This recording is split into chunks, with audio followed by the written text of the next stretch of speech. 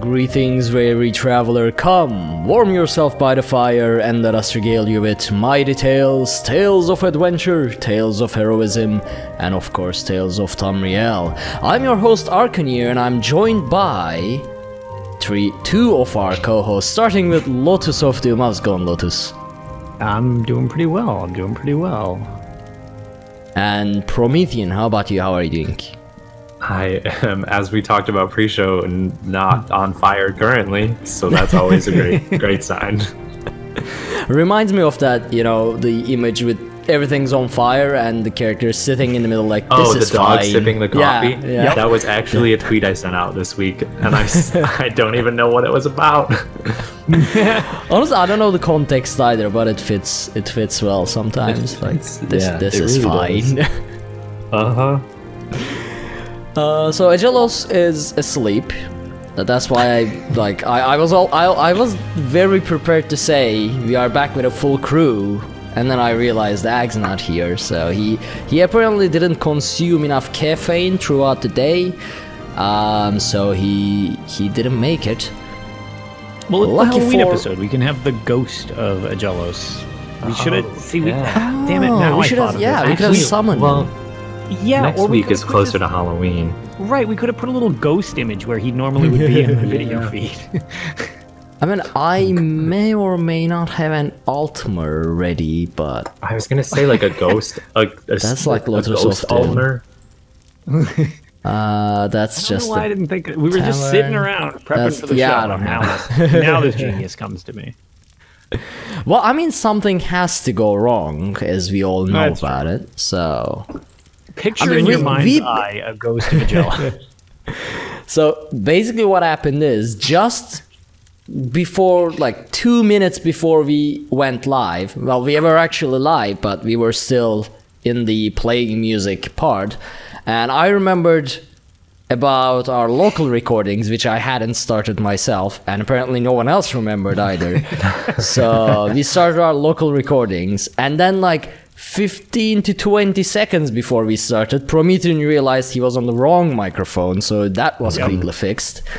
So it was a quick troubleshooting session, this time before we actually started, unlike our previous episodes where we did it on the fly.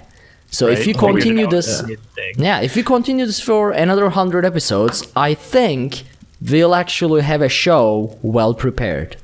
So are you telling me by the time Elder Scrolls 6 launches in 2035, we'll be a professional podcast at that point? Well, I mean, I wouldn't say professional podcaster, but I think we will at least have proper preparing rather than just winging it on the fly. We will be steps closer to that. Mm-hmm. Mm-hmm. I can accept that. Instead of realizing that we are not recording 2 minutes earlier, we are going to realize it 5 minutes earlier. I think that's good progress for 5 years? That's a reasonable pace. Yeah. I mean, we just figured out the Russian server as of last week. Actually, we are on the Russian server again as well. I just saw that. It defaulted us to Russia again. Yeah, and so far, the call is good. I don't know why. I don't know how that works.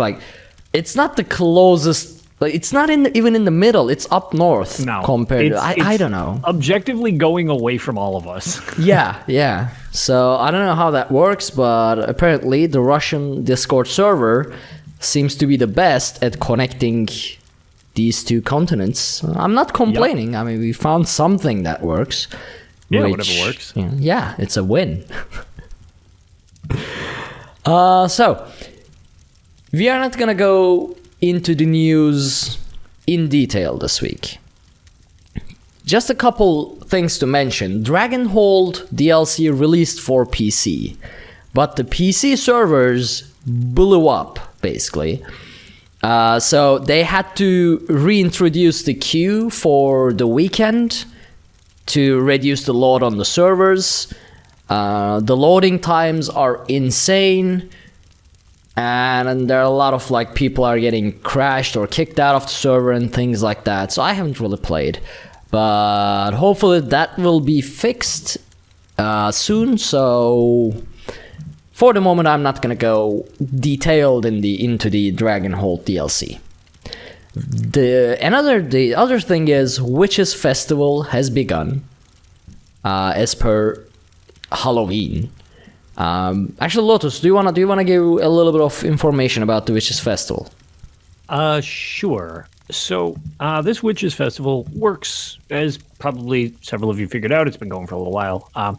If you've never done a Witches Festival before, this is probably the best one to start with, if not slightly overwhelming. They have added a lot of things, whether you're a veteran of this or not, because some of the events started to get really repeaty. Whereas I felt they added a pretty decent mix. So all of the previous stuff is in this one. The generic plunder skulls for killing any named boss or whatever, and you can get Holojack. If you do one of the specific tiers, like I did a world boss, you get one of 2 Dremora pieces, like Dremora motif pieces, or an arena boss, or blah, blah, blah, blah, blah, whatever. Dungeons, that you can look up the list, just to not belabor the points that others have covered, the main site and everything like that. But that's how you collect the Dremora motif. Then on top of that, the plunder skulls can have other little doodads and what's-its. In them, there's a apple bobbing cauldron thing you can do. You get double XP, obviously, from doing the little quest, and you get the crow collar whistle. You can turn yourself into a skeleton. There's achievements to get. There's furnishings that you can get. There's obviously plenty of stuff you can buy in the crown store. And then there's a new outfit style, because they've been kind of trending more toward that, I've noticed, with the gold outfit chunks instead of the motif pages. So there's a glemoral, I can never say that word, glenmoral. That is really not that difficult of a word to say, but I can't do it. Weird, witch outfit, and looks pretty cool. You kind of look like a shaman, like an earth shaman or whatever. It's kind of, I don't know, I think it looks kind of cool. But you can get those out of, the plunder skulls or whatever. Also, there is a chance that it will drop a one of those treasure maps that people largely ignore. Well, if you do them, it brings you to this area, and instead of a little patch of dirt, it's the item itself. And it's floating in this purple mist, and it's all Halloween-y and stuff like that, and you can just pull it out like the Sword in the Stone thing, and it gives you the motif for grabbing. Okay. Which I thought was kind of neat. Yeah, that's cool. That was neat. I enjoyed that. And then there's also, like the New Life writ vouchers, they have writs for the event as well, where you make the food types and the drink types from this event. Potent Witch Mother's Brew, all that stuff. They added 3 new recipes. You can see how this can be starting to be overwhelming if this is your first one, because it's several years prior, all stacking up. But it gives you a nice, variety of stuff to do. And then finally, the one thing that I feel that they have done incredibly well, and I really appreciate, is the Indrix and your tickets, which are debated whether people like them or not. Yeah. So you can continue, like always, to buy the feather and the berries if you want to work on the Indrik, or you can basically buy any of the junk I just said. If you want writ vouchers or the writs, you can just buy them for a ticket apiece. If you want the motif for the Glenmoral thing, you can buy each page for 5 tickets. They've added a lot of that. You can buy. There's a little skeleton marionette thing that you can get. Kind of like the party poppers. You just collect the pieces. You get 10 of them. They're not individual pieces because they've learned that is a much better system. Just have 10 of the thing, not 7 individualized thing where you get the same one 31 times. Not that anybody would ever have that type of bad RNG. So no way. You can buy that as well with your tickets. So if you're over the Indrik thing, which I know a lot of people have mentioned they are, you have some variety, which I think is cool because you can get the event stuff if RNG is not your friend during the event. So I don't know. That's pretty much the fastest synopsis I can give you. No, that was good. That was good. All the stuff, but it's a very fleshed out event now, I feel. So, Which actually brings us to our discussion topic for this week, because we actually do have a discussion topic after a very long time now. So Right. we did a Twitter poll about the events. Which one was it? You, Lotus, who? well, no, I'm prone to these. This one was actually Promethean. Oh, okay, This was all his right. genius So this time. there we Yep. go. Yeah. Nope. See, you gotta learn from Promethean. Yep. I was gonna Well, say, it's just- I go with quantity, not quality. For me, it's And been, stupid like, memes. personally, it's been like very polarizing for myself, and I assumed that it would be polarizing for other people, and so I felt like it would just be like a natural, like this would be a good poll. I'm quickly looking at bringing up the poll actually, so I can mention it. Yep. There we go. So what Promethean sent out was, thinking back to Elder Scrolls Online as a whole, how do you like the overall event experience so far? Please feel free to elaborate your answers with any comments. And people actually did elaborate. And we are going to read most of them on the show and discuss ourselves. But I'd like to give the poll results. So 61%, this is out of 122 votes, and 61% is actually love it all, which is strange to me. I was kind of surprised by. Yeah, I wasn't expecting this high amount of love it all, because I'm in the too much group, which is 23%. Yeah, you know what? I'll just wait to discuss that after. But yes, I'm also surprised by that. So there's 13% of not enough, and 3% don't like the events. There you go. Those are the poll results. And I actually brought up some of the more elaborate responses from the community here in the show notes, and I'm slowly opening them up. Hopefully without breaking anything. So, which one did you guys vote? I voted too much. There we go. All right, what about you, Lotus? So I had kind of a tough time because I specifically just don't. I voted that I like them all, but that also partly relates to the fact that when I'm not specifically interested in them, I just kind of don't pay any attention to them. But I can understand that. I don't really have an issue with them existing. It's just like, they're fine. They're not all meant for me, but I like the variety of having them all. Okay, all right. See, actually one of these tweets, one of these responses explain my point of view very well as well. So I'm gonna wait until that. So this one is from Michael Schwartz, and he said the Dragon Rise event was very good, which was a nice change. I'd been feeling pretty burned going into it. Which, this one I agree. The Dragon Rise event, especially because it was a charity that you could contribute to a charity by killing dragons in the game, that's a nice pace change, and you are actually doing something in real life as well, which is always nice. Although I didn't get pretty much any playtime because I was busy moving, but Right. Last number I saw was what, $50,000, 60, something like that. It's over 60. Is it? Oh, Yeah, it's well over 60 at this point. Nice. Okay, see, that's good. Just to clarify as well, just because some people might not know specifically, Michael J. Schwartz, that's actually Starkrealm from the Tenants podcast. Oh, yes, I forgot to mention. I specifically agreed because I feel the way they articulated it on the Tenants, which is another very good podcast about Elder Scrolls Online, I feel the episode, they actually had a pretty lengthy episode similar. That wasn't really the focus so much as that's what they devolved into. Right.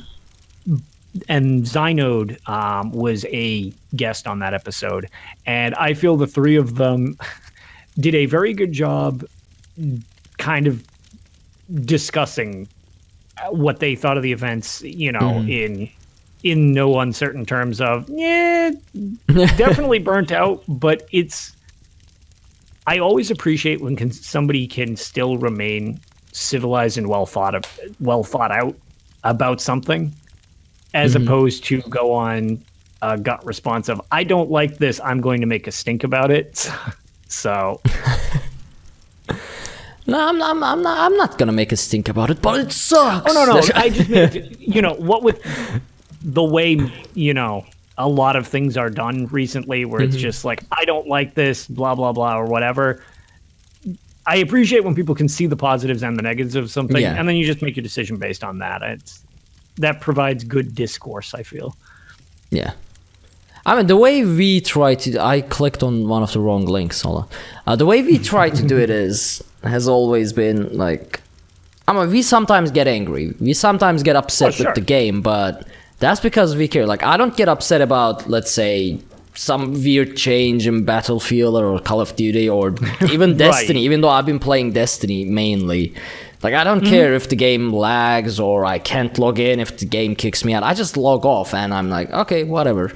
Because I don't really care about the game. It's just a pastime for me. But when you're passionate about it and something goes wrong, then it's like you get upset and you say stuff, I suppose. But as you said, like keeping it civil and keeping it objective is indeed important in a discussion.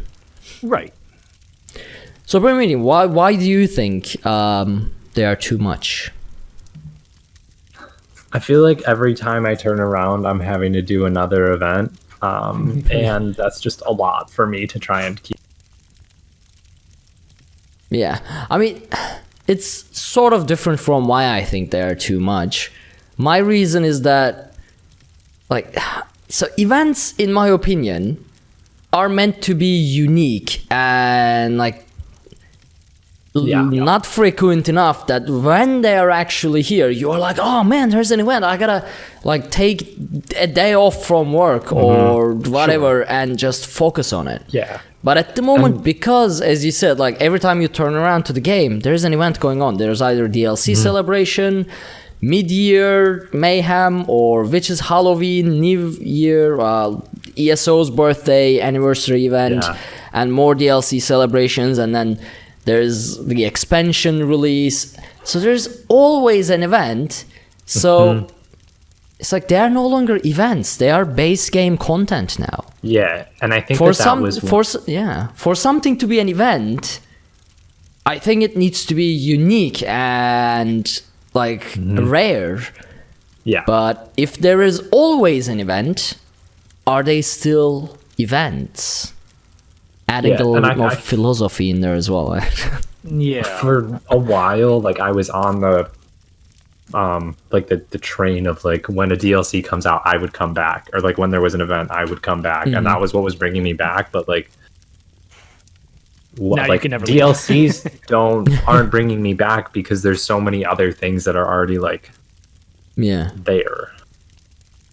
So See, I feel you. I definitely agree.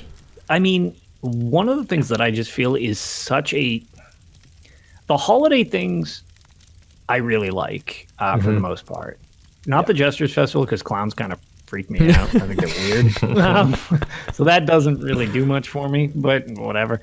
The anniversary thing is totally fourth wall breaking, but I get it. That one's kind of funny. And I like the perpetually growing cake that looks stupider every year. I'm actually, that's the most interesting part for me about that event. I'm curious as to what kind of cake we are gonna get. My favorite part of that is taking a picture of, we just perpetually get us in a line and every one of us puts a cake. So each year we've had to add one person to the line. Oh, that's nice. It weeds out who's been here. There's only 3 of us that have the original cake. and Yeah. it's getting trickier because you got to like stack them up or whatever. But I always take a picture with it, and it's just kind of funny because it just keeps getting more ridiculous. But the Halloween events, the holiday events, Halloween, the Witches Festival, New Year's, so the New Life Festival, Mid-Year Mayhem's not really a holiday, but it is an event. It is a holiday. I think it's a Tamrielic holiday, though. Yeah, well, it's like an event in the series. I just don't know. Is it a holiday? It's like, oh yeah, and there was mass murder. Like, Well, I don't know.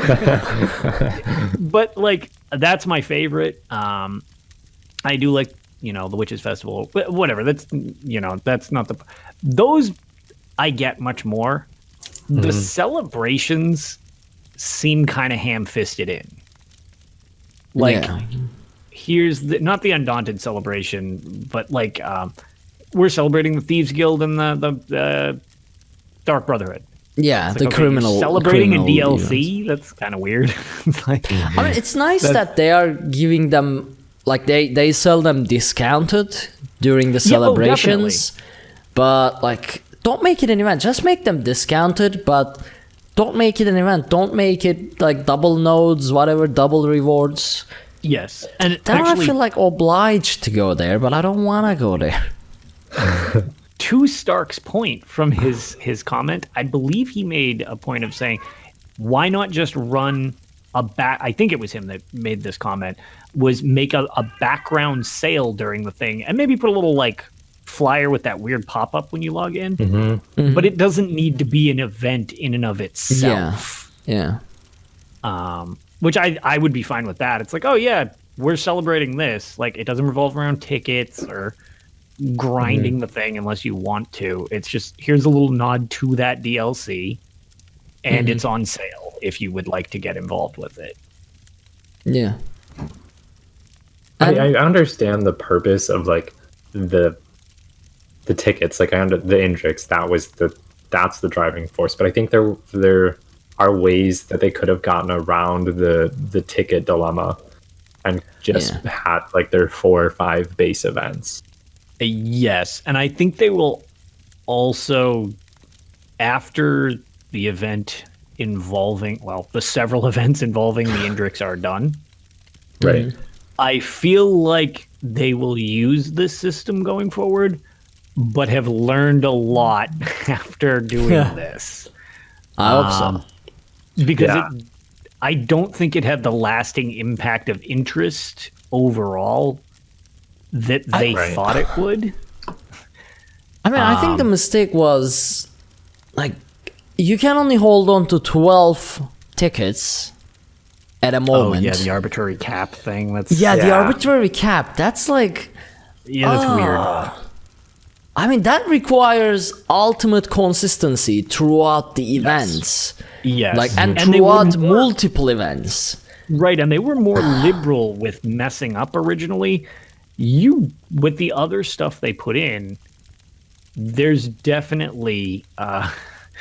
there is very little margin for error, and it's not physically possible to buy all of the stuff during the event, like the Indrik pieces you need, plus the pet, plus if RNG isn't on your side and you don't get any of the other stuff, like I was talking about the other things you could buy with tickets, which is what I spent my tickets on, because they give me achievements, so that's why I purchased those ones. It seemed like they, just from a cynical side of things, they got everybody used to like, oh, look at all this stuff I can buy. Okay, it's cool, we have more options. But now the tickets are in the store and it's mandatory to at least buy some of them in order to have everything. And if you're a collector, that's going to be just enough to probably irk you. I mean, you could just not have everything, but that's not how a lot of people do it. Is just that's all. Right.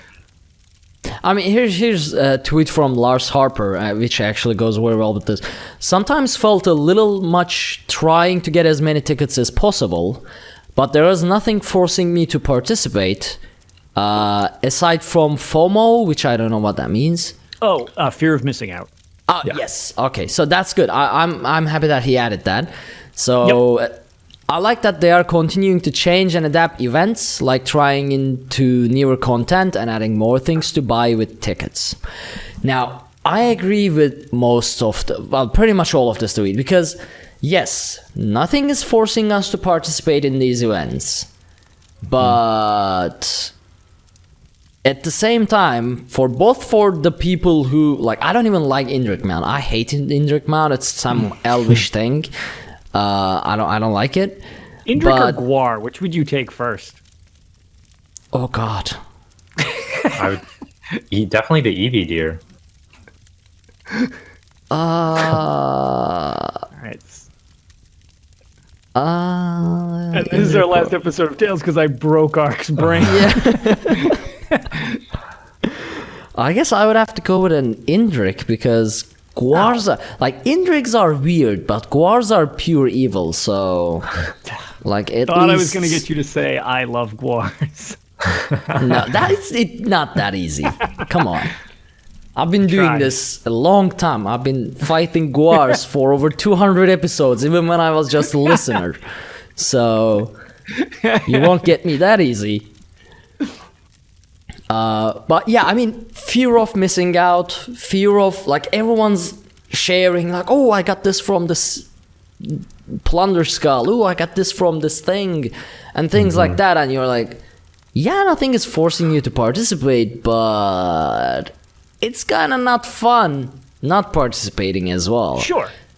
So when there are continuously events, and when you don't have enough time to play the game, let alone join all of the events, it's like, nice, I missed another event. Well, never mind, Yeah. there's another event next month, and then you're like, well, I mean, I missed the last one anyway, and there's another one next month anyway, so what's stopping me from missing this one either? And then you end up just dropping off the game. At least that's my experience. Like, No, the I more agree. events there are, the more I get burned out, even without playing the game somehow. Like, It's almost like the mountain's becoming bigger to scale to get back in, so it's easier to just bail entirely. yeah. And there's also this, like, let's say you want to run a dungeon, but there is Imperial City Celebration event is going on.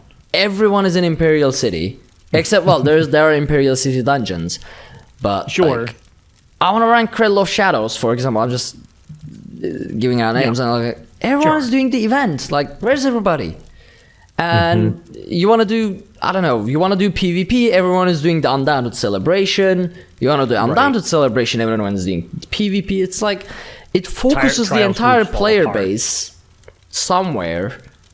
And then, like, if you don't do that content, it's kind of like you might not be able to find the group you want. Even your guildies are like, oh no, I'm farming plunder skulls. And in addition to that, every single place that is about the event is just so crowded. Nothing It's a nightmare. responds. You go to you want to kill a boss or whatever, and like it dies in milliseconds, and you're like, but my skull, I didn't get the skull. So there's also that. Like, that annoys me really, really, really bad. Like, I hate Hrothgar Orsinium Celebration event because nothing responds. Yeah. Those, like, you kill the world boss, but the things that you have to do after killing the world boss takes half an hour because there's like 200 people just murdering everything on land. So it's like, That was the Clockwork City event last year, but like times yeah, 1,000 that too. because Clockwork City is this Easy. big. And there's 2 world bosses and 2 delves. And you're like, yeah. cool. It I took think me, at one like, point they increased the like respawn rate in Clockwork City, Yeah. or made it like yeah, you right. required only one thing to do instead of like 3-4. yeah, That was a they good did- move. I actually think approved both. that. I think they did both, honestly. But I mean, here's the thing: like, the game is not built for this, in my opinion. This game is not built for constant events. So Yeah. Like, I kinda I wanna- could see that. yeah. So that's my opinion. What else agreed with. And I like that they are continuing to change and adapt events, like trying in the newer content and adding more things to buy with tickets. Yes, especially since I don't like Indrik Mount, having other things to buy with tickets has been actually nice for me. I was able to get my hands on some like Imperial furniture during the Imperial event. I forgot the name. So yes, that I agree with as well. Because Indriks are magic, and I don't trust magic. Let's see. Alright, so this is from Grizz. It's awesome for those who enjoy it, but when I was playing on a regular basis, it felt like a bit too much to keep up with. Kinda grindy to me, so I just stepped back if needed. See, if you are a person who can do that, that is awesome. Like, just if it doesn't interest you, you don't touch it.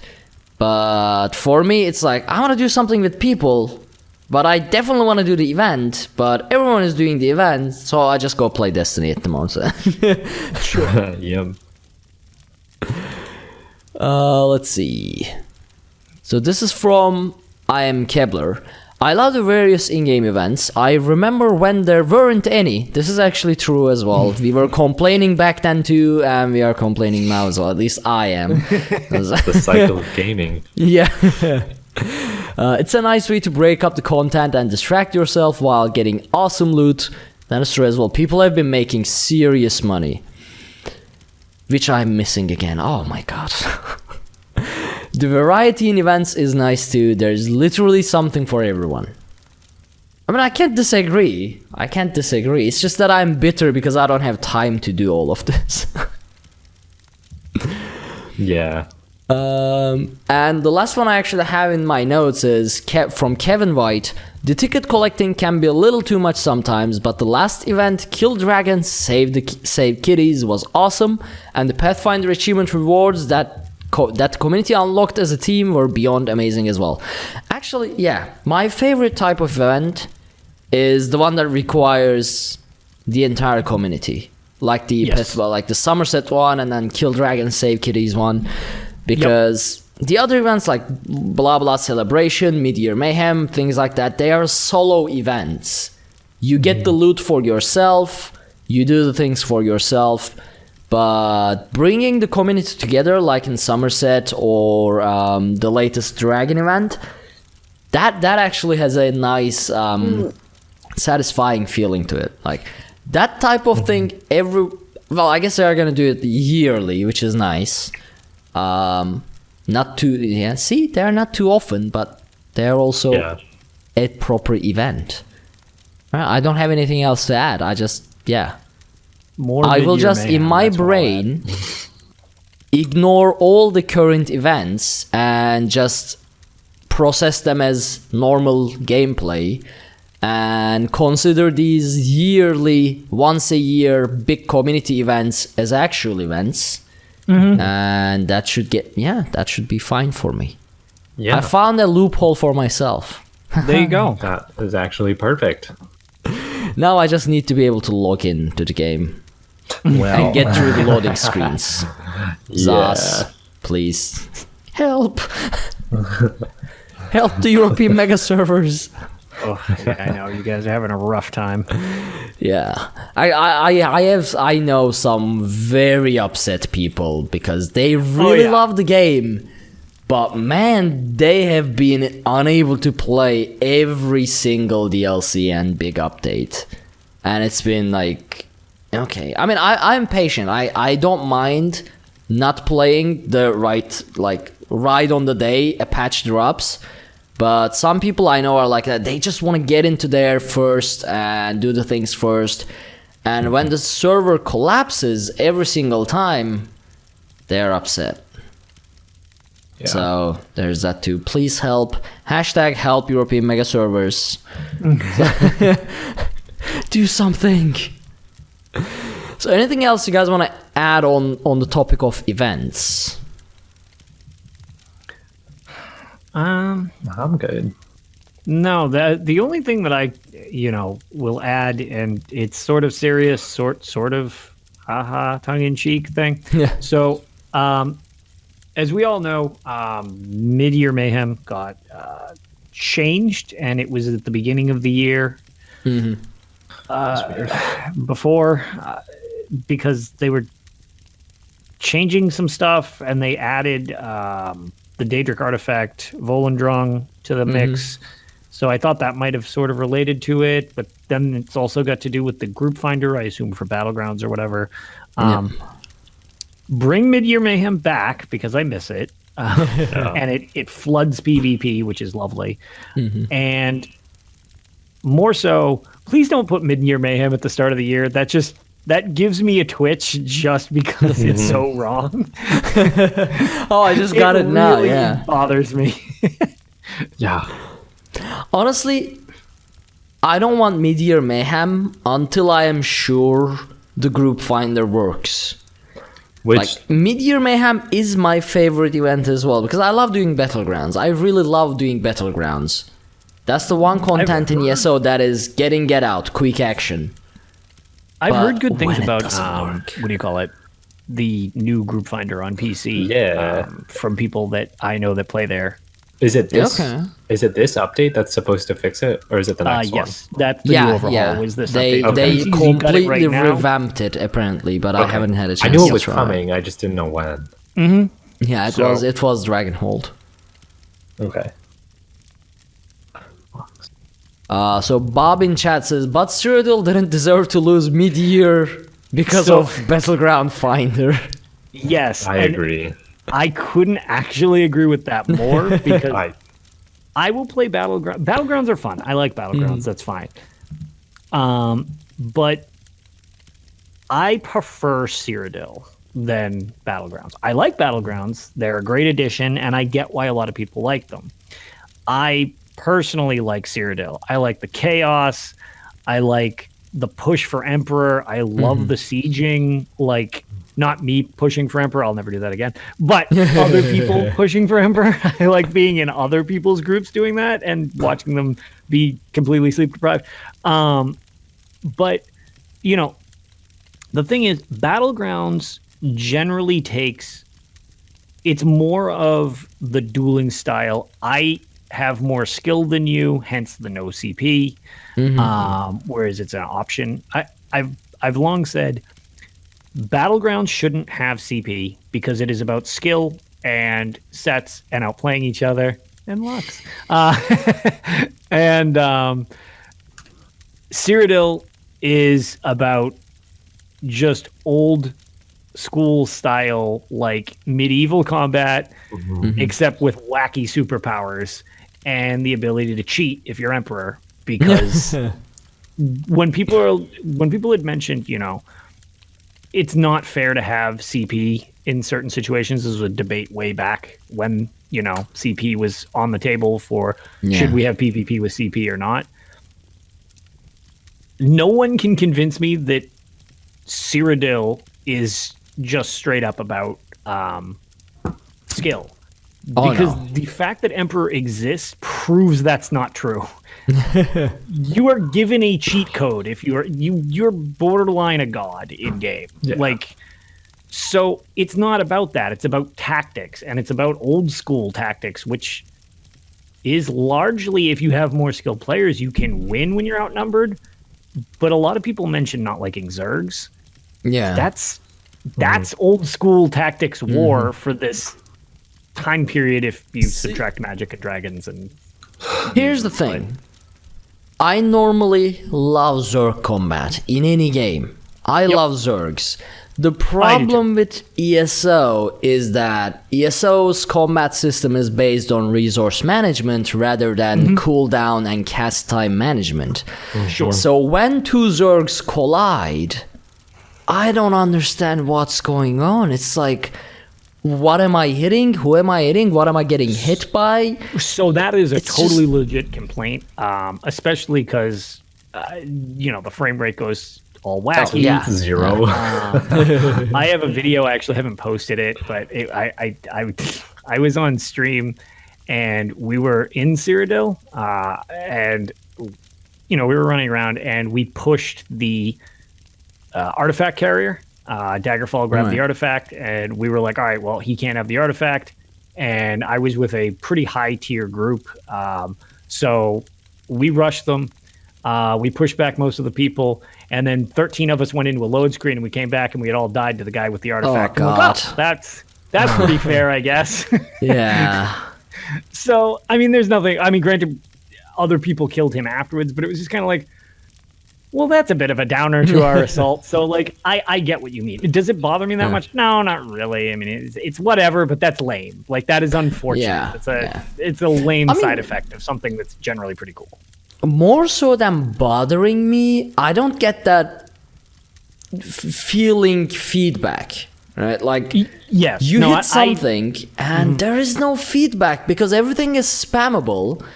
And when you are just fighting one person, you can get the feedback because it's just one person and there's obviously like the camera shake, the sound effect. Sure. But when there's 20 people on one side, 20 people on the other side, I don't know what I'm doing. I don't know what anybody else is doing. There's like infernos blowing up. There's the one guy just critical charging left and right. Yeah. There is the banana fire inferno tornado train just passes through and everybody dies for some reason before you can understand what's going on. And then someone is like building a trebuchet in the back even though you are melee range and you're like, what are you doing? What is this? What are we gonna fire? It's an absolute chaos. It can be fun. It is. It's fun. It's not whether structured. you find fun in the chaos. Yeah. So I totally get that. Yeah. Like what I like to do is just extended chains people of the opposing Zerg one by one into our Zerg so we can just smack him 10-1. Like, come here. Yes, and then just 10 people That's punches fair. him, man. And then someone else does the same to me and I'm like, uh-oh. Yeah. Whereas my gimmick is just how many people can I 1vx so that they all just focus on me and way better players can just kill them all, which is usually why I'll go up and like play the loot at the front door while we're sieging things. And like while people are just attacking me, all my actual players that know what they're doing are just picking them off and destroying them while I just stand there like an idiot. That to me is entertaining. But that also doesn't net you that much of anything. Nets everybody else up. Yeah. But see, that's what I was gonna say. I don't know how to be useful in Cyrodiil. I mean, Okay, I do the that's exact also same. fair. So I go pure like crowd control and pure tank. And I get as many siege as I can. So what I do is like, I never really die when we are at the door ramming and like there's oil pouring down my head. I'm like, okay, I'm just sitting there and the door's flung open and I like, okay, I'll try to get as much of the initial damage as I can. But instead of taking damage, what happens is everyone just runs past me and I'm like, hit me, please. Yeah. The only thing I can do is get hit. Please hit me. And they just ignore me and run past me and I look around and then people are dropping and I'm like, now what do I do? Yeah. So I kind of don't know how to be useful in Cyrodiil so far. Like at least in Battlegrounds, I can just sit on the relic and stay alive and don't let people get the relic. Like I can do that. Or I don't know, get the Chaos Ball and stay alive, you know, tank. that's a great one for tanks. Yeah, that is yeah. great. Tanks and healers, oh man, that is prime real estate. Yeah. But in Cyrodiil, I don't know, like I tank, but no one's attacking me, so I'm like, what am I tanking? It's not like you can taunt players, so Right. Right. Theoretically, though, just this is getting really inside the weeds, and I think we should probably move on from the PvP event after this. But one great thing, which is really good if you have a group that knows your obnoxious playstyle, one way to draw people out when you're tanking in PvP, especially people who are overly aggressive on your opponents or people who are new, is when flipping resources.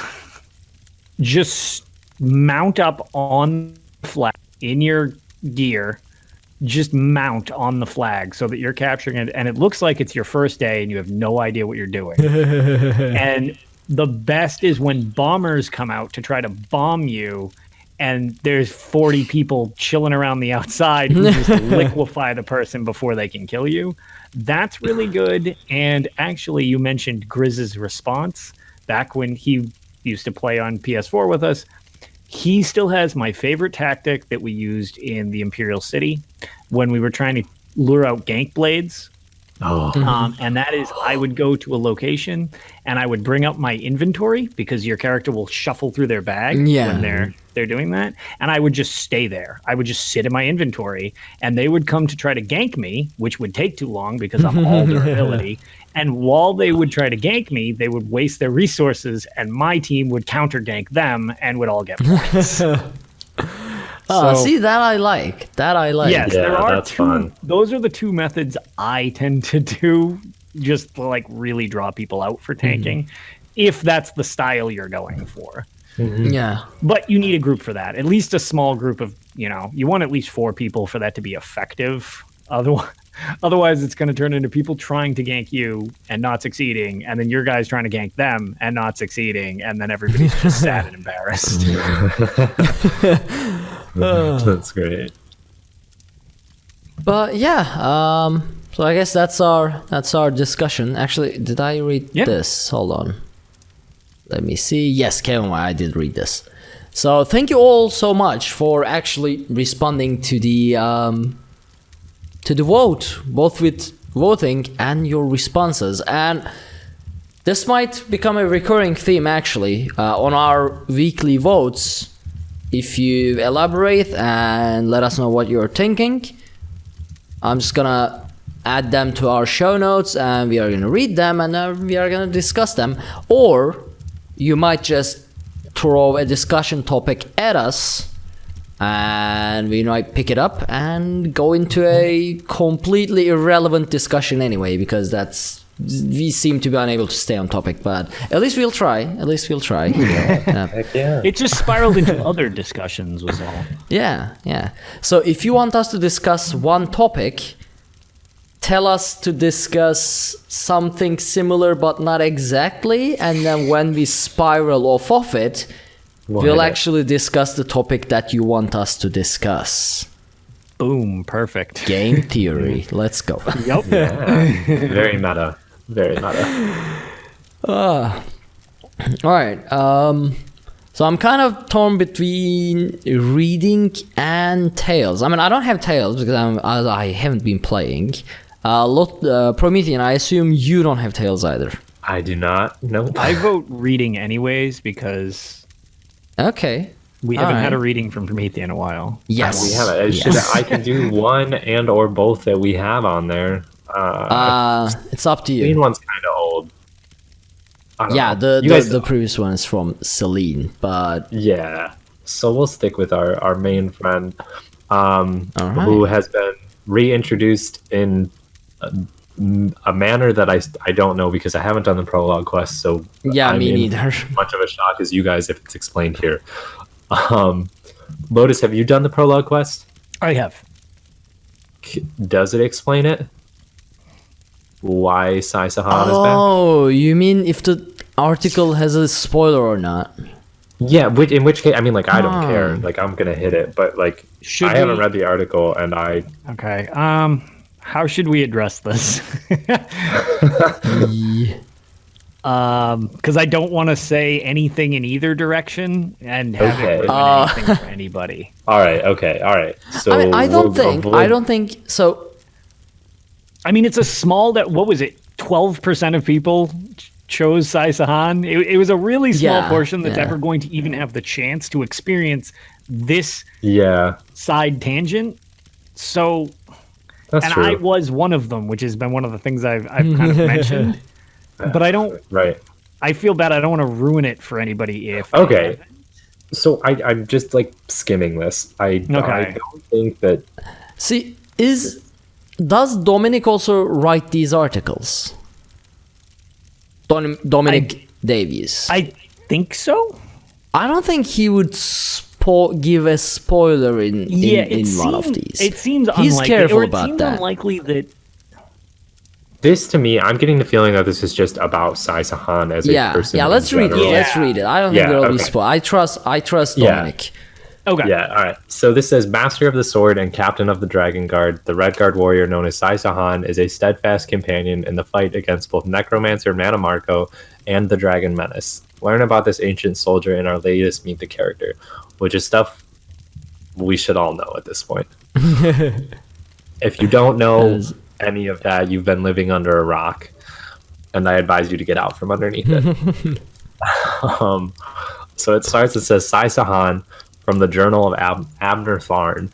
My ongoing search to discover the ultimate fate of the dragon Kalgrantid started with a thorough immersion into the most obscure Khajiit legends I could find.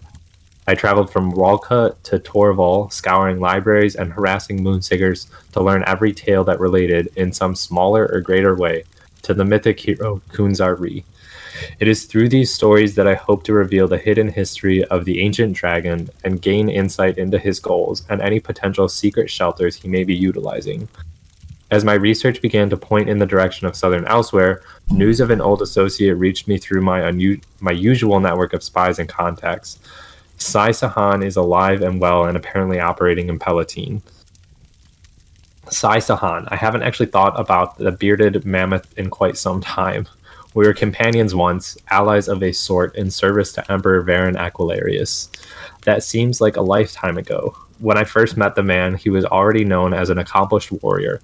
The Redguard noble was a master sword fighter who rose to lead the Emperor's Imperial Dragon Guard.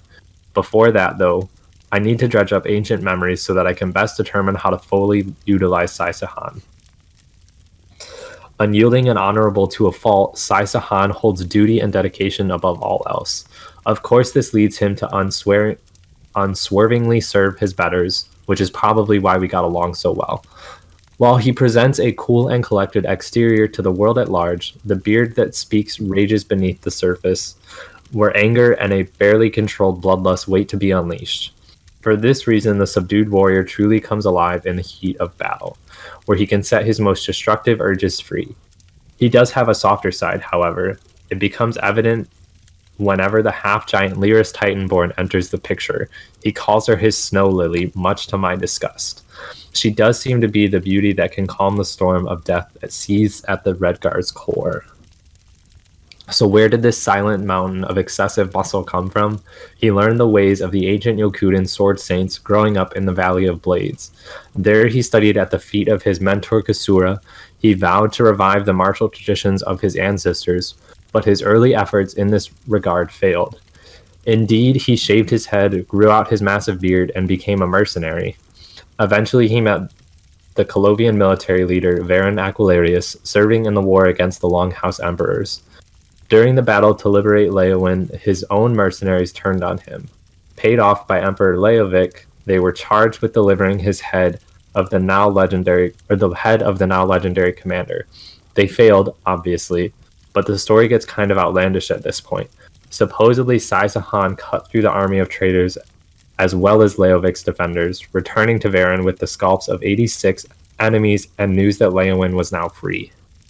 Now, as I consider strategies for dealing with Kalgrantid and the dragons raging over elsewhere, one thing remains clear. I must make the most of every weapon in my arsenal. I see no reason not to reconnect with the beard that walks like a man and make use of his formidable fighting skills. To not do so would be reckless. And besides, I'm almost certain he's forgotten all about what happened the last time we were together. That's it. I see no reason not to reconnect with the beard that walks like a man. The mountain of excessive muscle. Yeah. Like, there's just so many. The descriptions Abner provides of him are just I love it. This is Yeah. proper Abner Tarn type of thing, and the bearded mammoth. I like this. Like, just, yeah. And yeah, apparently they weren't any spoilers, so we are good. No, we are good. Nothing really major. I mean, we all knew he was coming back. Yeah, with the trailer, so Yeah, we all knew. At this point, the game is 5 years old. You know that he helped fight Marco and all of that. So I think that's all pretty. I mean, stuff that isn't going to ruin much. And assuming that he's alive and well, I guess that for Abner would. I mean, they obviously. It's presumed that none of them have spoken since the end of the main story, so that makes sense as well. I'm really curious to see their meetup in the game, actually, like Abnur Tarn's in-game reaction, because I love Abnur Tarn. Like it's such a great character. The 5 companion interactions were always great. Like every time I replay the main story, just to hear their like conversations is always really enjoyable. And like Sai Sahan is the classic, noble warrior. Lyris Titanborn is the classic, like good, lawful, warrior. And then you have Mani Marco, the classic evil dude. You have Verne Calarius, the classic redeemer. Like he's trying to redeem his mistakes. But Abnur Tarn is not like he's neither good nor evil. He has his own sense of justice and like purpose, which is the good of the Empire. But at the same time, he's not exactly like good, but he's sort of like, if it's for the Empire, I'm gonna burn everything to ashes type of thing. It's like, I love that he's outside of the classic fantasy character vibes. Yeah, and he reminds me a lot, and I don't know if either of you have ever, well, I know you have, Lotus, watched Game of Thrones, but he reminds me a lot of Varys. Who to his core was, it's always for the realm, like everything I do is for the realm.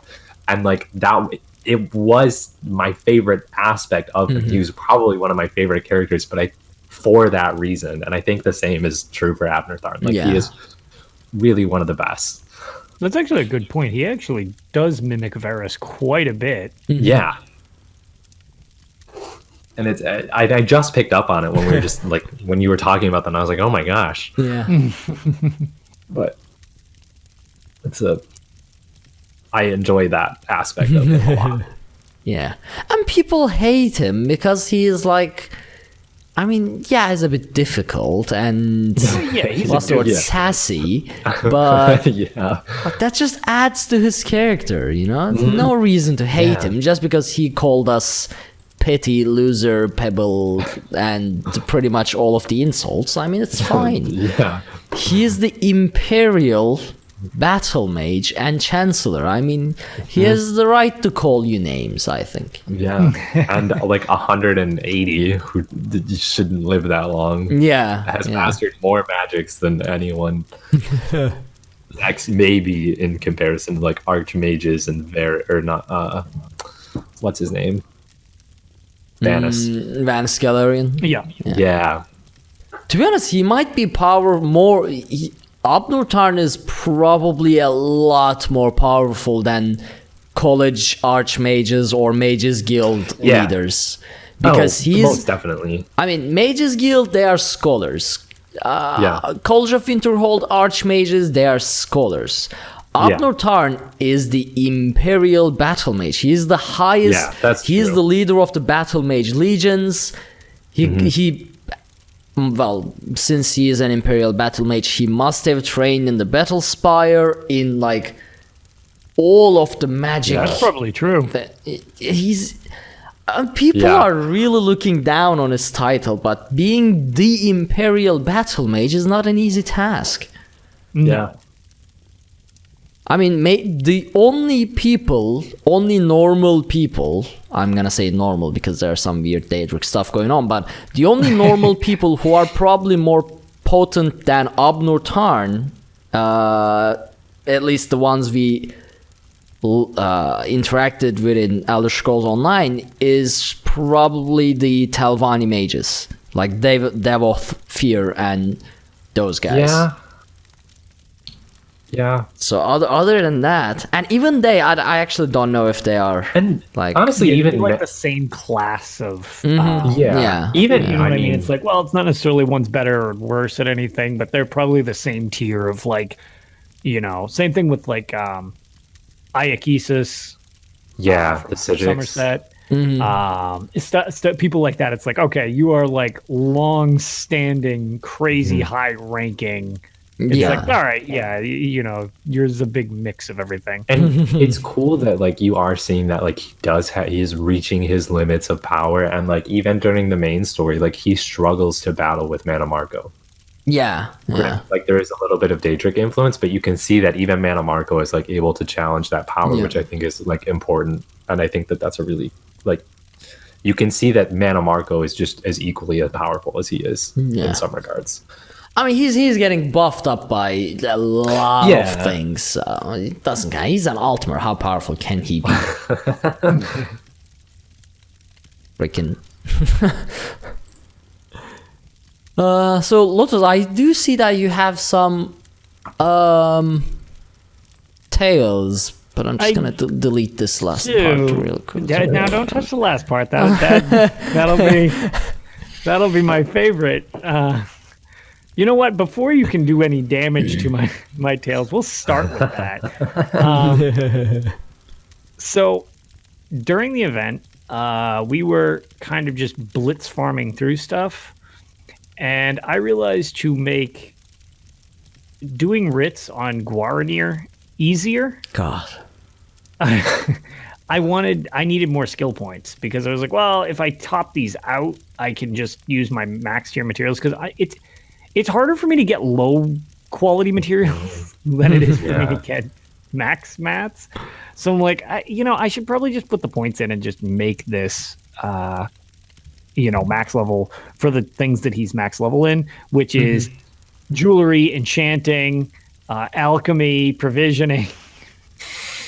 So Nice.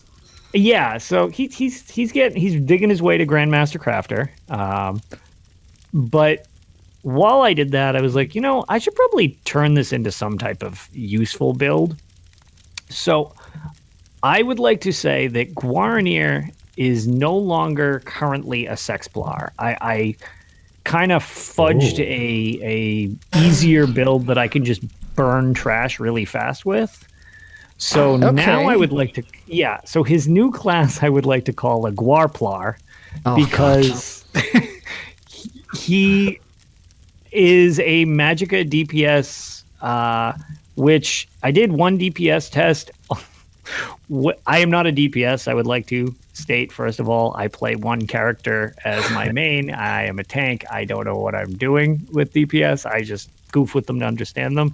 So I had 2/3 of Guaranir with armor on. I believe I was missing a belt entirely. I don't think I had a chest piece on, and he dropped 19k. So I understand why Templars are getting a nerf, because that shouldn't be a thing. Especially since I'm not wearing a full set of gear and I'm bad at DPS. So from my minimal understanding of playing the role of a Magicka DPS Templar, I kind of get maybe why they're getting nerfed. Because I was like, oh, wow, that was way more efficient and reasonable to, I don't know, play than I should be able to. But as a result, I just slapped on a bunch of skills as well, obviously just to do a DPS test. But because of the double XP event and farming all these plunder skulls, I actually should probably put him in real gear and see if I can do something respectable for damage, because all of his skills are now maxed out as well. So just delete it. Yeah, no. So just add my suffering. You have an efficient character on the PS4 North American server at this point. I think my end goal now with him is to make it so that I can do just straight up clear some solid vet content with him just for the sake of it. Okay. Nice. Yeah. So again, I largely still play one character, but at the same time, when roles a lot of my guilds or whatever, if they ever need, we just need a DPS fill in, it would be nice to be able to do that, and also, not just be dead weight in the group. And I'm like, well, I can I can totally, I can put weird stuff on my tank and pull multiple rolls, but it's like, well, okay, it'd be nice to actually just have a DPS for when it's needed. Yeah. But yeah, so that was actually a lot of what I was doing while farming this event. We all know that the current event, as we talked about earlier, is the Halloween Witches Festival. So I've been farming Plunger Skulls a lot. I'm totally not doing that against dragons as we speak right now. Let's see. There is a Witches Festival in Elder Scrolls Blades. It added several new quests. It added a new environment where you're in caves and you can jumble around on longboats. That was pretty neat. I liked them. They're done. I did them again because that's kind of how I just play that game. I just beat whatever they give me and then move on. Not much. The town is night now, which is kind of neat. And they changed the music and they decorated for the holidays. So it's got the spooky vibe feel to it. Let's see. Last time I had mentioned that the ICP or the Imperial City Prison was driving me completely insane. That was the only thing that I had I didn't have the no death on for whatever reason. I don't know whether it's just whatever the reason was. Somebody always died promptly after the last show. Shout out to Reborg and Neonato, who actually do listen to the show. And my buddy Ryan, we went through and melted the dungeon, got the speed run and the no death in one try. I don't know what the holdup was prior to that, but just like I said, it was as simple as I thought it would be. Apparently, I just needed to try it again. What else do we have of any type of note? My only update, I am in the final zone of the Eldmiri Dominion. I'm not going to go over all the random ass quests and stuff I do, but I'm almost done the Eldmiri Dominion. There is a lengthy Hermaeus Mora quest in the Eldmiri Dominion, so they immediately get bonus points, which I love. I was a big fan of that. It's in Green Shade, right? I always mix up Green Shade and Mala, but is it Green Shade or Grot? Yeah, I think it is Green Shade. You go to Grotwood first and then Green Shade, if I remember. Yeah. Okay, then it's in Green Shade. Yeah. Yep. Really enjoyed that. Yep. I don't know. I like how the AD story got a solid flow through it, but the story itself is not very interesting. Okay. Like the overarching main story, comparatively, I don't think is super interesting to me. Yeah. I almost reacted to that, but you covered it up by saying just progression. Yeah, no, it does. Each zone very directly relates to the next zone, and trying to get Queen Aren and the Dominion to power, it's just less interesting. I think the Daggerfall Covenant, unless the ending to this is incredible, I think the Daggerfall Covenant was probably the best storyline. I think, that was good. That was good. I liked it just because it was super backstabby and Game of Thronesy. And it had some connection. It had the EP storylines. Thanks, Boots. Appreciate that. The EP I liked, but at the same time, it was so disjointed. It is. The EP was standard. It was like, okay, I mean... You don't... It's weird because you meet the other alliance leaders in the first zone, and you don't meet Yorn until you're in Riften at the and very then last we're going to the spot. Rift. It's like, I mean, Yorn is just chilling, playing his lute, you know? He's hanging out, just being Yorn, singing, singing, drinking He's mead, Skald King. living the Nordic life up there. Yeah. While the rest of his pact is just crumbling. That's why I don't really like Yorn Skald King, and even though I fight for the Ebonheart Pact, I favor High King Emeric if I had to choose absolutely between the three leaders. He's a great character. And I ran as much as I like to crap on the AD, I've had PvP issues with Daggerfall. Choose your next words very wisely, Daggerfall Lotus. Doesn't bother me as much in PvP. Okay, because they you started don't with even though nearly as much. Right, because you started with even though we fight AD, and I feared what was coming after. No. It was close. I will say PvP is a living nightmare. lore perspective, I think that Irene has a very interesting story.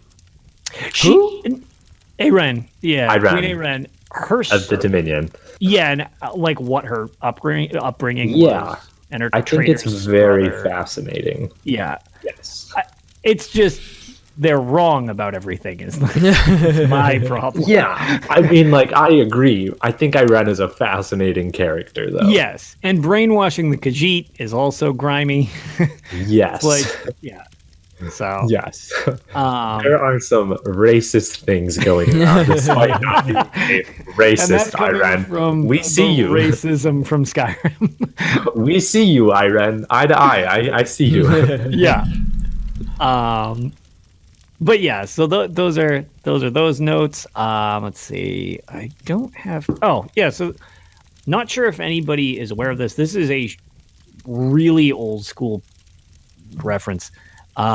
There is an achievement because I've been farming through achievements, hence how I noticed the ice. I've never gotten the no death in the Imperial City Prison of all the random things. I've been going through just clearing through stuff. There's a achievement called the Craglorn Pilgrim, and yeah. So I never did this, even though I've cleared every delve in Craglorn.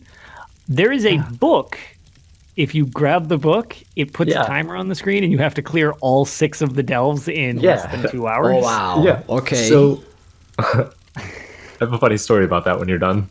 Okay, so actually, I'm more curious to hear yours, because I assume this was more challenging back before 1 Tamriel, and Craglorn was a mandatory grouping zone. Yeah. Because we beat it in 17 minutes. Yep. Then we ran the Black Rose prison and still had 45 minutes. Okay. All right. Sounds So I was like, this is like the last achievement I need in that quest tab. I was like, this is the last thing on my list. I was like, we have 2 hours to clear these delves in Craglorn. So I like gathered. There had to be like 10 of us.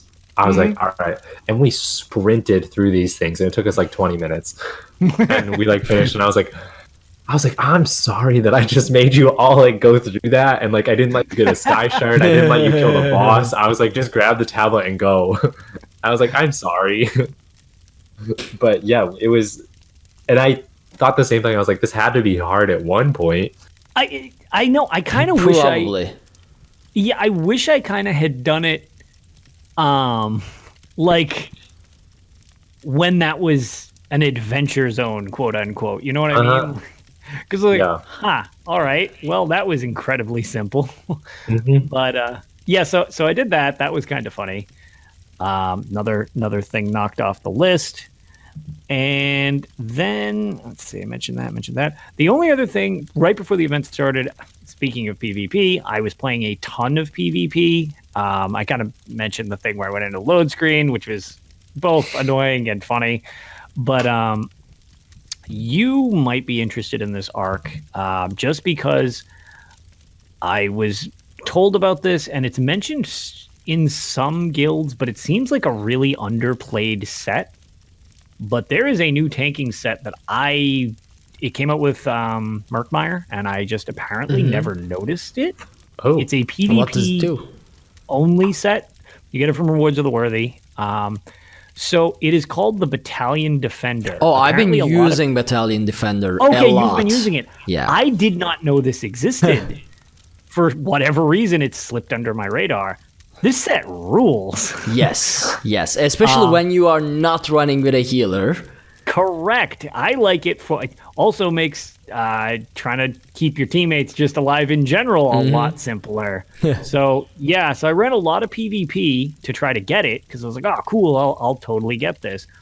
And I got 30 rewards from the Worthy boxes. I have over 1 million AP, and I don't actually know if I'm still on the top 100 in the 30-day campaign, but I'm pretty respectably ranked for how much I've had time to play.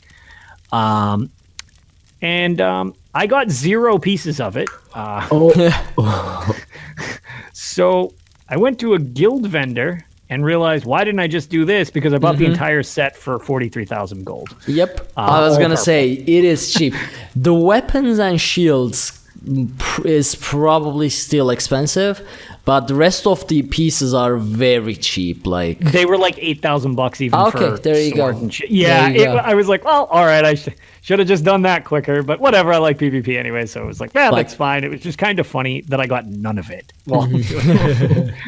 So what I do is like if the fight requires very heavy survival for me, and like continuous damage for the team, I just switch to Plague Doctor and Battalion Defender.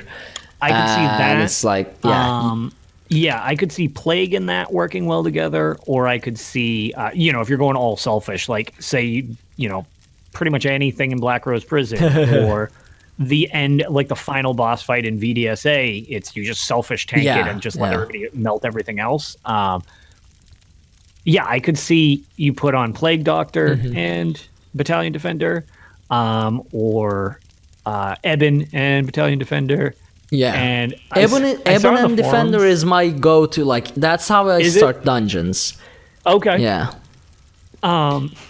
So. And yeah, go ahead. One of the other sets I saw while I was browsing the forums, I was like, "Oh, does anybody have creative builds for this?" Because I was like, "Oh, this sounds like a great set to pair with a group set. Like this can be my selfish set, and then I can have a group set too." I was like, "I like this. Like I just like the way this sounds." And somebody was saying, "Oh, this is my ultra selfish set, but I'm borderline unkillable." It's Cyrodiil's Crest and Battalion Defender. So Cyrodiil's Crest is health. Same idea. Every time you block, you get like 8,000 hit points back stock. Every 5 seconds, though, instead of every second. So you can stack them together. He's like, I get like 20k every time I block every 5 seconds. He's like, you're just an unkillable monster unless you get one-shot mechanic. Here's the thing, though. Battalion Defender is not necessarily a selfish set because you can't choose who it heals. It heals the lowest health ally in the vicinity. Yeah. Yes, which from what I've seen to the design team, because again, as much as I'm fine with things being ripped on when they don't work right, I don't feel things are acknowledged when they work correctly enough. That is super on point. Like, if whoever is weakest, it seems like it hasn't missed a beat. It's always like, oh, so-and-so's hurt. Oh, never mind, it healed them. And so you know what Battalion Defender paired with amazingly before it got nerfed? Earthgore. Earthgore monster set. I could imagine. Because someone drops the low health, you block, it instantly triggers Earthgore right on top of them. Mm-hmm. Wow, it was perfect. Yep. That was so a lot of the healing abilities are actually structured that way. A lot of the HOTS are actually heals lowest health ally. Yep. Which is quite nice. I mean, like it's pretty nice in like a pinch when I'm like, oh no, and I don't have to I just don't have to direct my heal anywhere. It's just like I can just cast it and it'll automatically save someone's life, which is great. When like they're behind me for whatever reason, because I throw myself in the middle of the fight, and then I'm like, oh no. But yeah, so like I said, I was a little slow to this party on this thing, and to be fair, for our next, we've been just melting. I've been kind of running Black Rose Prison just with people, to see if it's something they would like to run through on Vet. But at the same time, it just shows it to everybody. And it's, even though it's not to be demeaning, but it's baby mode on normal. Like, the final boss is insulting how little health it has compared to it on Vet. On normal, it has 1.7 million hit points. On Vet, it has 12 million. Like, that's not even, you're not learning anything. That's too easy. Or too hard if you want to complain about it. You know what I mean? The gap in difficulty is too wide, I guess is the best way I can put that. But either way, I've just had fun running it one way or another with people, regardless of difficulty. And I was messing around with that set, and I understand why people like that. And after my Vet runs without it, I was like, wow, I've apparently been doing Black Rose Prison on my own makeshift hard mode without even realizing it, because this is way more efficient. So if you have Earthcore, definitely try Earthcore with Battalion Defender. Like even though Earthcore is nerfed hard, it still heals AoE. So right, it was nerfed pretty bad, but like it's still my go-to monster helm on my healer. It is an effective that's the thing is monster helm. Sometimes when things get crazy nerfed, and people are like, oh, it's useless, or whatever. I mean, the perfect example is Ark. You saw how old is that trash thing I was running in the Imperial City prison? Black Viper Rose and Black Rose. Oh Yeah, my Viper, god. Black Rose and Villadreth. I how found is it in my that chest. I still was like, working? this will all do damage. I'll just throw this on. And I streamed, and we were in Imperial City for, I think the stream was nearly 3 hours. No. I didn't die once. And we were trying to do world boss stuff, but at the same time, anytime we fought people, we chewed through them. And I'm like, all of this That was stuff so was dumb. nerfed. It nerfed into the ground, but I was like, at the same time, it just seemed like it was nerfed into being, well, nothing about this is overpowered. It's just completely generic. Yeah. But it was uncomfortably effective. Yeah. Like uncomfortably effective. I was watching Lotus stream, and it was like he's not dying and he's killing people. I'm like, which up-to-date build did you do this with? And I'm expecting like I mixed this and this, and I just went, yeah, this is Black Rose, Viper, and Villadreth, and I'm like, what? Yeah, I don't even have those sets anymore. It's like, yeah, and I just grabbed them because it was like, crap, I need something to do damage with the group, because I think we had 3 healers, 2 or 3 tanks, and like 4 DPS in our group. I was like, I might as well get something to like. We don't all need to be pulling aggro. The boss is gonna go insane. Like if we're all pulling it in different directions, this is dumb. And a lot of people hadn't played there yet, so I was like, oh, we'll let people experience. So I just grabbed those because I was like, well, this will at least do damage, and who cares? Because I'm in a big group. And I was like, wow, this is uncomfortably effective. Like, I don't really know how to react with this because that is old. Yeah. But yeah, so that's the extent of the things I've done. all right. Well, since I think I fell asleep like 3 times until now for... I mean, honestly, Lotus, I'm sorry, but I missed parts of what you said throughout the last 30 minutes. It's... To be fair, you're subjected to having to edit all of this, so that's you have to listen to me way more than anybody should. That makes sense. That makes sense. I mean, I've been awake 21 hours now, so and you're past the I am threshold. entitled to falling asleep every now and then. You are. Yeah, most definitely. That's it. Promethean, do you wanna do an announcement? Yeah. I will. So All right. this is on. We're gonna end on a sort of somber note, but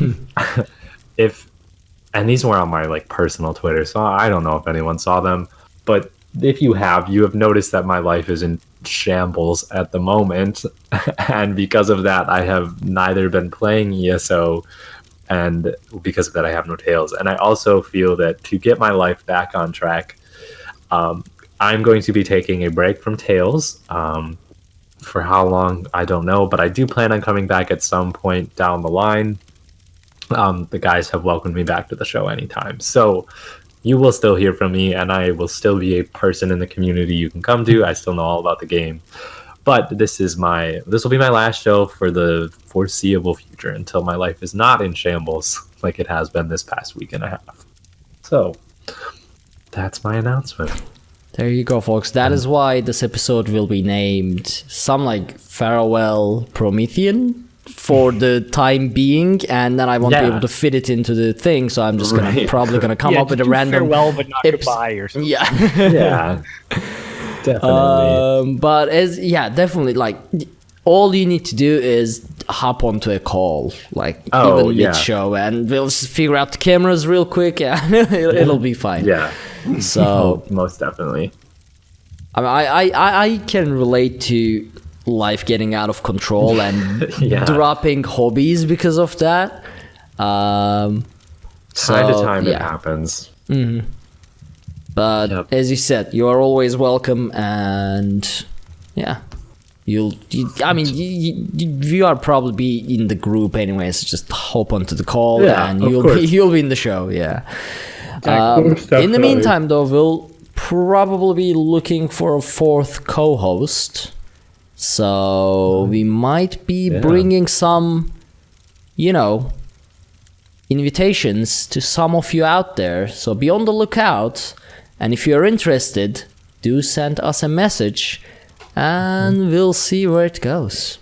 I know, I can't be the only Daedric worshiper on here. No, that would be unfortunate, wouldn't it? I will say, on the topic of that, we'll close on a more positive note. ESO needs to put in 4 Daedric statues, and I will have collected every single Daedric statue, and I have this statue garden in my house with all of them right now. It is so freaking cool. Awesome. And the small ones are so nice. I need Hermaeus Mora, Clavicus Vile, Boethia, and the fourth one. There's one that always eludes me.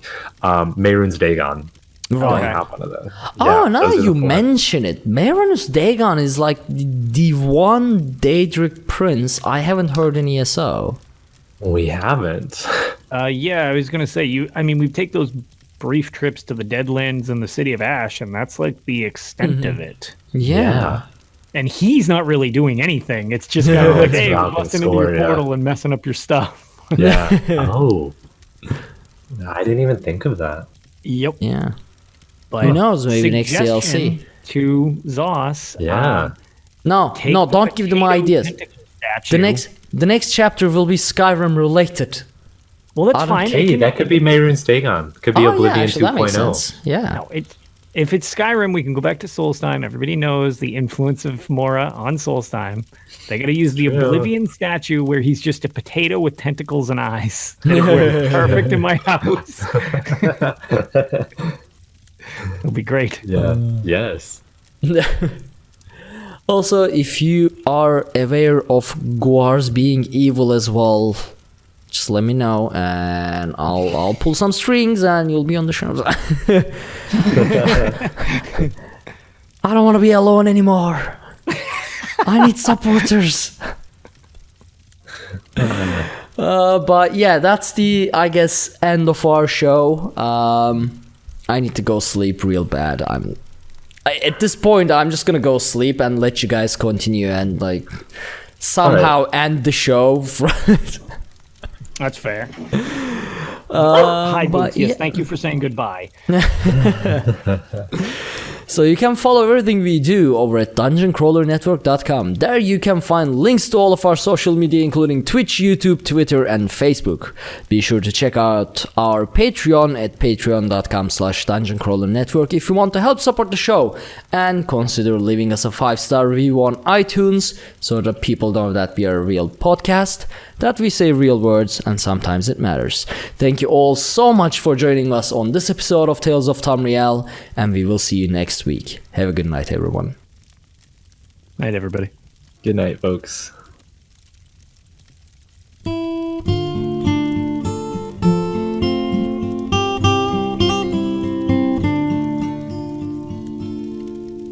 When Akatosh slew Lorcan, he ripped his heart right out.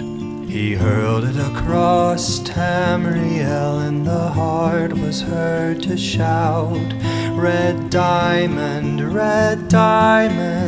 the heart and soul of men. Red diamond, protect us till the end. The laughing heart sprayed blood afar, a gout on Seir it fell, and like a dart shot to its mark down in an alien well. Magic effused the Lorcan blood to crystal red and strong. Then wild elves cut and polished it down to chimel at a ball. Red diamond,